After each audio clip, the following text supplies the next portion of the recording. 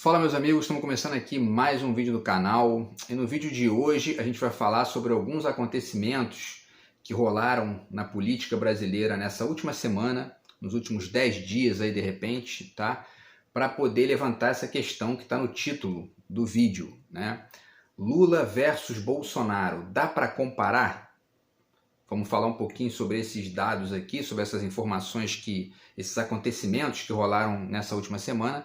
E eles indicam uma série de comparações possíveis aí que a gente pode fazer, tá? Para poder tentar responder essa pergunta que, na verdade, tem uma resposta até óbvia, né? Mas a gente vai aqui, de qualquer forma, passar essas informações, que são todas boas notícias, tá? E, ao mesmo tempo, apontam para diferenças de projeto que são, assim, enfim, evidentes, tá? Antes, mais uma vez, deixo para vocês a dica aqui do meu livro, tá? Meu novo livro de poemas, Do Outro Lado de Cá, certo? Que é meu terceiro livro de poemas, meu quinto pela Multifoco e meu nono livro, tá bom? Então, enfim, é isso. E estou terminando de escrever um artigo, agora vou tentar publicar mais um até o final do ano, se eu conseguir. Mas, enfim, esse aqui já está comigo aí para vender, para quem quiser. Entre em contato comigo pelo Zap, aqui está na descrição do vídeo. Beleza, pessoal? Então, enfim, vamos falar então sobre algumas coisas bacanas que aconteceram nessa última semana e trazer umas comparações para vocês, tá?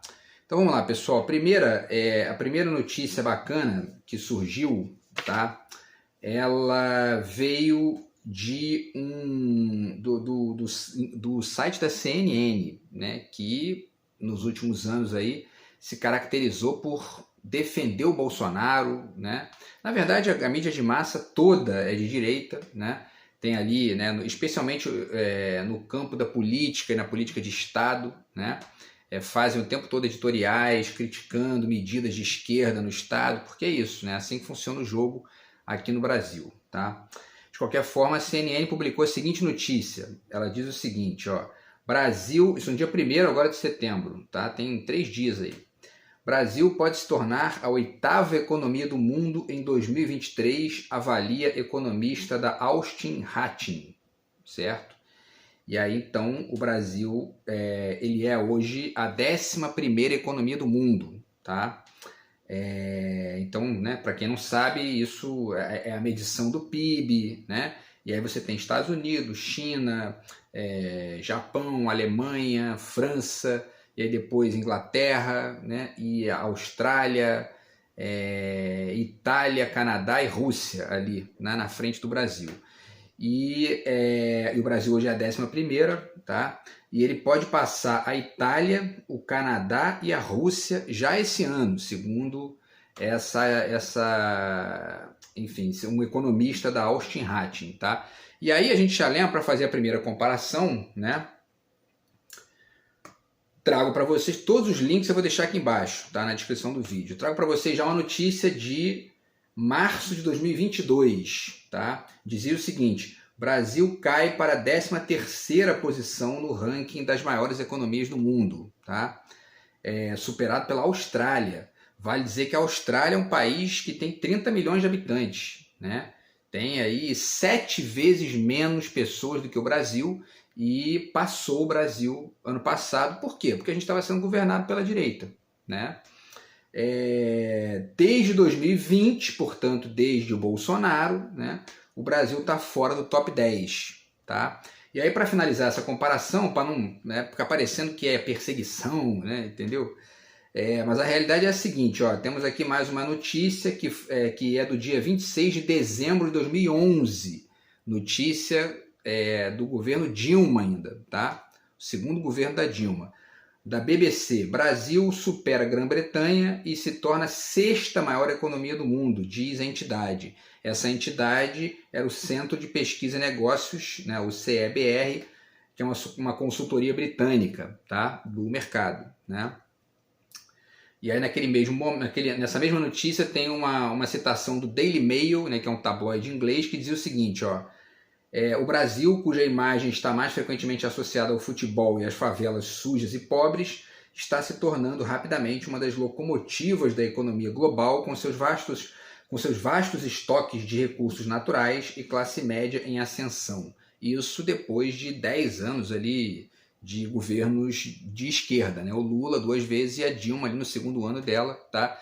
Então, para finalizar esse primeiro ponto aqui de comparação, o Brasil chegou em 2011 à sexta economia do mundo, passou a Inglaterra, né?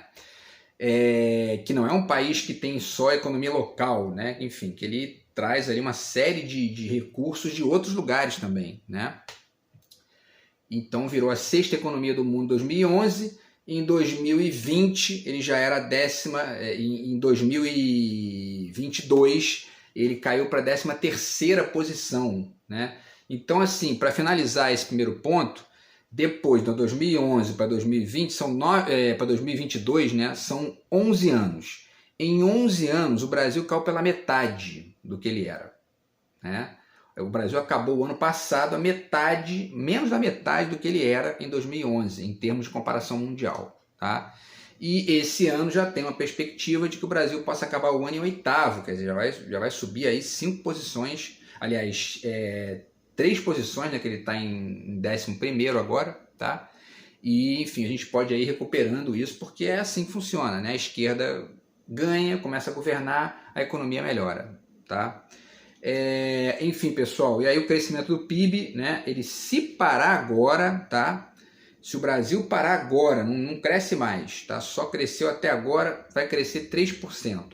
Só para você ter uma ideia, os Estados Unidos estão projetando um crescimento de 2,2%, isso porque aumentaram agora 0,4%. O crescimento dos Estados Unidos estava projetado para 1,8%. Quer dizer, o Brasil, né, enfim, está muito acima dos Estados Unidos aí, está num crescimento muito bacana de 3% aí esse ano, até o momento, tá? E aí, pessoal, vamos para outra comparação aqui importantíssima, tá? Que tem a ver com a questão da fome, certo? A fome voltou para o Brasil com o governo Bolsonaro, com o governo Paulo Guedes, com a direita governando, né? E o Lula acabou de lançar um novo programa contra a fome. Ações promovem acesso à renda, proteção social e cidadania. Isso é uma notícia da Agência Brasil, vou deixar o link também, tá? O Lula estava no Piauí, né? E assinou um decreto que cria o Programa Brasil Sem Fome, desenhado pela Câmara Interministerial de Segurança Alimentar e Nutricional, que é o CAISAN, que reúne 24 ministérios e 80 ações e políticas públicas para alcançar cerca de 100 metas. Tá? E aí essas metas estão ligadas a acesso à renda, promoção de cidadania, proteção social, produção de alimentos saudáveis e participação dos estados e municípios da sociedade civil. Tá? E aí, porque assim funciona, né? A esquerda governou, o Lula governou, tirou o Brasil do mapa da fome da ONU, a direita voltou para o governo, o Brasil volta para o mapa da fome. E aí a gente tem que resolver isso de novo, né? E aí fica aparecendo, né? Tem gente que ainda acredita, né, nessa conversa fiada neoliberal de que não, o Estado não tem que se meter, se a pessoa está ali passando fome, é o problema dela, né? Isso é a cabeça da direita brasileira, né? Vamos lá, notícias, tá? Brasil volta ao mapa da fome, tá aqui uma notícia. O relatório global da notícia do ano passado, né? Relatório global Estado da Segurança Alimentar, Nutrição no Mundo, feito por 5 agências especializadas da ONU, enfim, verificou, né, que 1 em cada 10 brasileiros passava por situação de insegurança alimentar severa entre 2020 e 2022. 1 em cada 10 brasileiros, tá? 32,8% da população do país inteiro se enquadra em insegurança alimentar severa ou moderada. Isso dá mais ou menos 70 milhões de pessoas nesse período de 2020 a 2022. Tá? Só para você ter uma ideia, então 32,8%, 1/3 da população do Brasil, né? No período 2014-2016, que foi ali a Dilma, né, até o golpe, né? Esse número estava em 18,3%, quer dizer, quase a metade, né? A Elisabetta Recini, presidente do CONSEA, Conselho Nacional de Segurança Alimentar e Nutricional, disse o seguinte aqui na reportagem: não se acaba com a fome com um programa e uma ação, se acaba com a fome com um compromisso coletivo de governo. E não só o governo federal, é governo estadual e governo municipal. E nós, sociedade civil, temos a responsabilidade de acompanhar passo a passo as ações desse plano, tá? E aí uma observação aqui que é mais um ponto de comparação para a gente aqui responder, né? Dá para comparar Lula com Bolsonaro? Esse Conceia, tá? Ele foi criado no início dos anos 90, no governo Itamar Franco, tá? E ele foi extinto pelo Bolsonaro em 2019, tá? E aí o Lula recriou isso logo no início do governo ali, tá? Esse ano.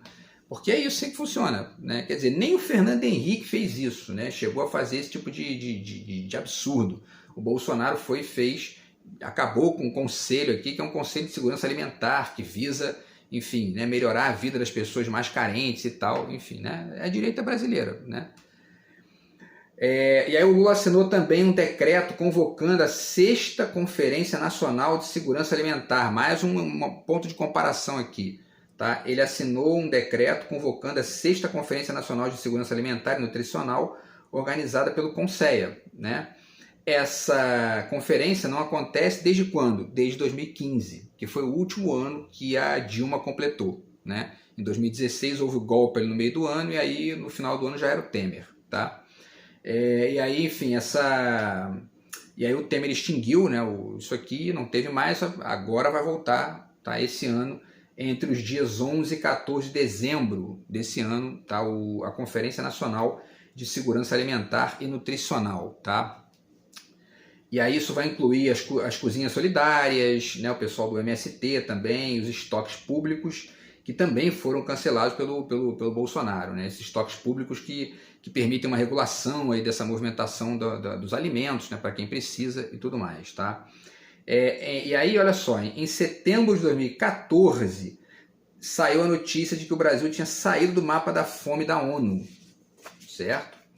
E aí o Brasil reduziu naquele momento, em setembro de 2014, era o finalzinho do governo Dilma, era o primeiro governo Dilma. Reduziu a extrema pobreza em 75%, tá? Só para completar a informação, isso foi fruto de políticas que começaram desde o Lula com o Fome Zero, né? O Betinho, enfim, né? Toda aquela movimentação que começou no início do governo Lula, né? E o combate à fome é uma bandeira do Lula aí desde sempre, né? E é assim, né? É isso aí, ó. A gente sai do mapa da fome. E aí a direita volta para o poder, a gente volta para o mapa da fome, volta para o mapa da pobreza, da extrema pobreza, né? Do aumento da pobreza, e aí tem que começar de novo, tem que resolver de novo, né? É assim que tem funcionado aí, tá? Então, assim, o Brasil reduziu naquele momento, em 2014, a extrema pobreza em 75%, tá? E aí, o que é extrema pobreza? São pessoas que ganham menos de $1 por dia, tá? Isso em valores atuais dá mais ou menos uns R$120, né? Quer dizer, a pessoa está ali numa situação deplorável, enfim, né? Absurda, e obviamente que vai precisar de ajuda ali, o Estado tem que chegar nessas situações para poder, enfim, minimizar o sofrimento daquelas pessoas que estão passando fome. E aí o Brasil investiu nesse período aí do Lula e da Dilma, né, cerca de 35 bilhões de reais no combate à fome, com o Fome Zero, Bolsa Família, etc. Tá?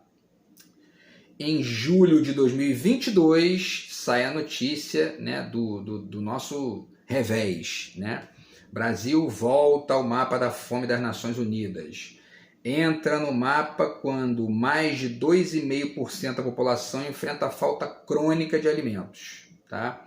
Em 2022, o Brasil atingiu 4,1%, né, de pessoas com falta crônica de alimentos, tá? Em 2022, né? E esse valor é maior do que a média global, incluindo os países da África, né? Tá na média aí, né? Só no Rio de Janeiro, 1.200.000 pessoas que não conseguiam colocar comida na mesa, né, no ano de 2022. 61 milhões no Brasil entre 19 e 2022, né, com dificuldades para se alimentar. 15 milhões passando fome severa, né? E esse número de fome severa, que estava em 15 milhões em 2022, na Dilma, em 2014, 2016, estava em 4 milhões. Quer dizer, quase 4 vezes menos do que com o Bolsonaro, Paulo Guedes, né, e o seu projetinho, né, esfarrapado e falido para o Brasil. Tá? E aí, ainda nessa notícia, o Daniel Balaban, que é o diretor do Programa de Alimentos da ONU no Brasil, ele dá um depoimento aqui que é importante, inclusive para manter essa distinção aqui. Tá? Ele diz, abre aspas, a pandemia não é a maior culpada pelo Brasil estar de volta a esses números extremamente altos de pessoas com fome.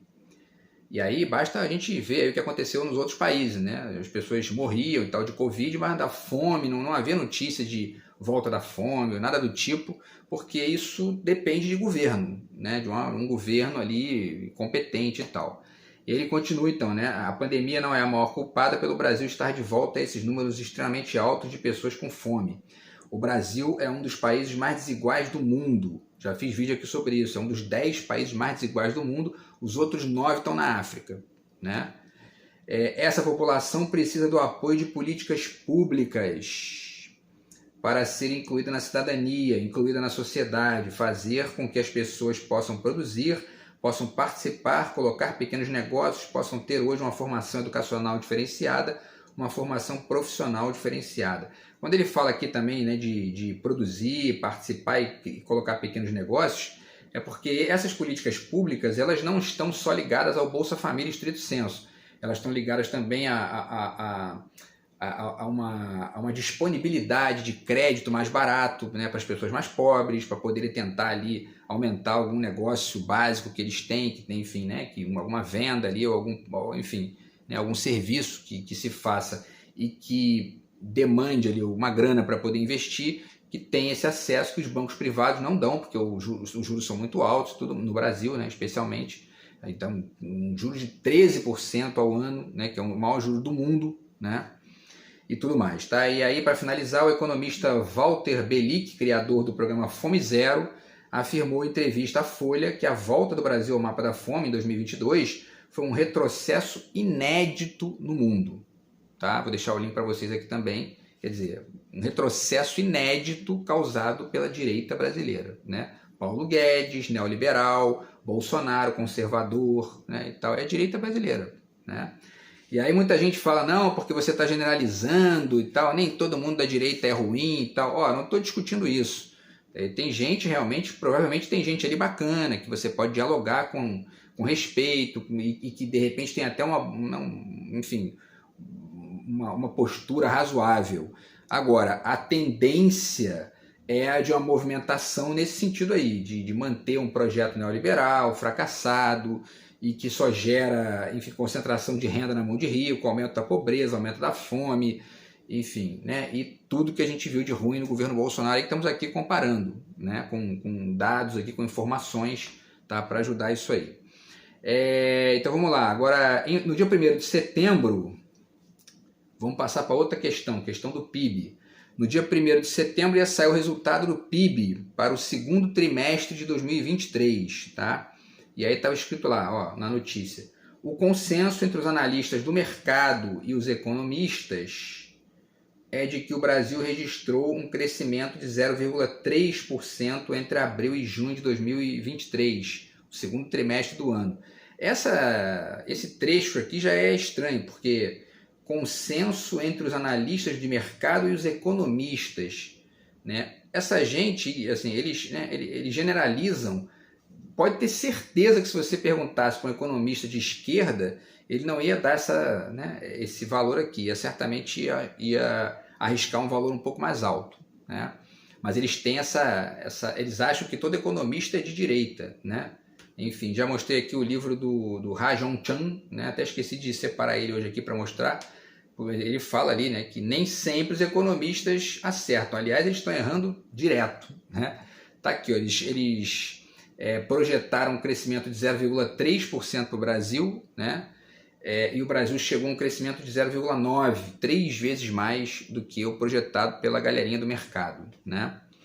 E aí a outra notícia, né, a notícia com o resultado final, né, diz o seguinte: PIB do Brasil cresce 0,9% no segundo trimestre e fecha semestre com alta de 3,7%, revista Exame, tá? Também vou deixar o link aqui. E aí ela diz o seguinte, a matéria, né? Com o resultado, a atividade econômica brasileira opera 7,4% acima do patamar pré-pandemia, referente ao quarto trimestre de 2019, e atinge o ponto mais alto da série. O segundo maior patamar é o do trimestre anterior, né? O nosso desse primeiro trimestre do governo Lula agora, tá? Então esse resultado aqui também é uma medida de comparação, porque muita gente, especialmente os bolsominions, né, ficam dizendo, não, porque olha só, o Bolsonaro passou pela pandemia, a pandemia destruiu tudo, acabou com tudo.